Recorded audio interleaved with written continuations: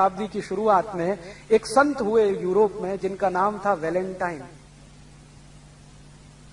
ये हुए रोम में, और उस समय रोम का राजा था क्लॉडियस, बड़ा क्रूर आतंकी।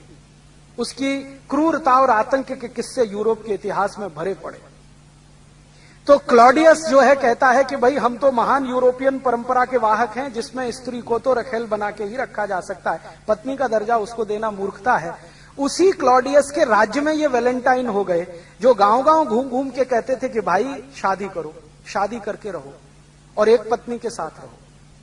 साहित्य का थोड़ा अध्ययन किया और भारतीय साहित्य से उन्हें पता चला कि एक पत्नी के साथ रहना, एक स्त्री के साथ रहना कितना सुखद होता है। उसमें कॉम्प्लिकेशंस कम होते हैं, उसमें बीमारियां कम होती हैं, वेनरल डिसीजेस बहुत कम होते हैं। ये सब उन्होंने पढ़ लिया। और ये भारत का साहित्य उनको मिला कैसे? ये मिला इस तरीके से कि भारत का व्यापार बहुत चला है यूरोप के लोगों के साथ वाया अफ्रीका। 5वीं शताब्दी की शुरुआत में और 4वीं शताब्दी के अंत में वैलेंटाइन को भारत का कोई शास्त्र मिल गया, उसका उन्होंने अध्ययन कर लिया।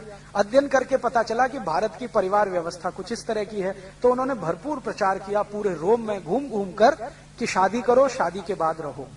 तो वैलेंटाइन मशहूर हो गए रोम में शादी कराने के लिए। तो वो क्या करते थे? व्याख्यान देते थे गांव गांव जाके और लोगों को समझाते थे शादी करने के क्या फायदे हैं और शादी करने के बाद शारीरिक संबंध रखने के क्या फायदे हैं, वो सब समझाया करते थे। क्लॉडियस जो था उनसे चिढ़ता था हमेशा। क्लॉडियस ये कहता था कि हमारी जो महान परंपरा है यूरोप की शादी नहीं करने की, उसका ये नाश करने में लगे हुए।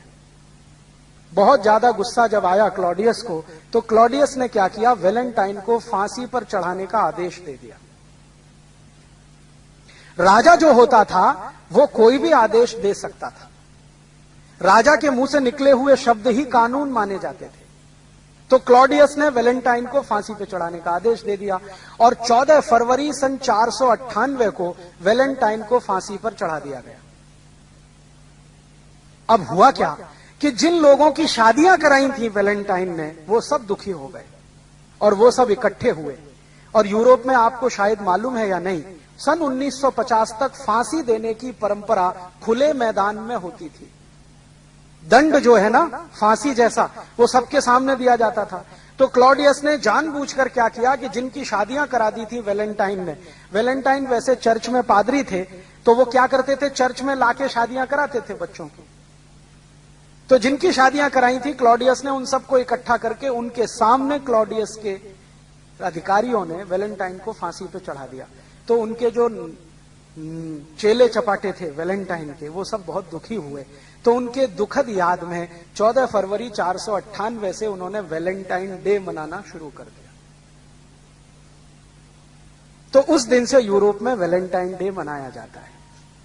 माने वैलेंटाइन एक ऐसे व्यक्ति जो शादियां कराते फिरते थे, उनको चूंकि राजा ने फांसी की सजा दे दी, तो उनकी याद में वैलेंटाइन डे मनाया जाता है। ये है वैलेंटाइन डे की हिस्ट्री का उनका पारिवारिक जीवन। अब हमारे यहां ये जो वैलेंटाइन आ गया है, स्कूलों में, कॉलेजों में बड़े धूमधाम से मनाया जा रहा है और हमारे लड़के लड़कियां बिना सोचे समझे एक दूसरे को कार्ड दे रहे हैं। वैलेंटाइन डे के कार्ड छपने लगे और उसमें अंग्रेजी में लिखा होता है, would you be my Valentine this year, would you be my Valentine this year. और ये जो लड़के लड़कियां हैं, इनको कुछ सोच समझ तो है नहीं, तो ये अपने दादा दादी को भी वही कार्ड दे देते हैं, would you be my Valentine this year. अपने मम्मी पापा को कार्ड दे देते हैं, would you be my Valentine.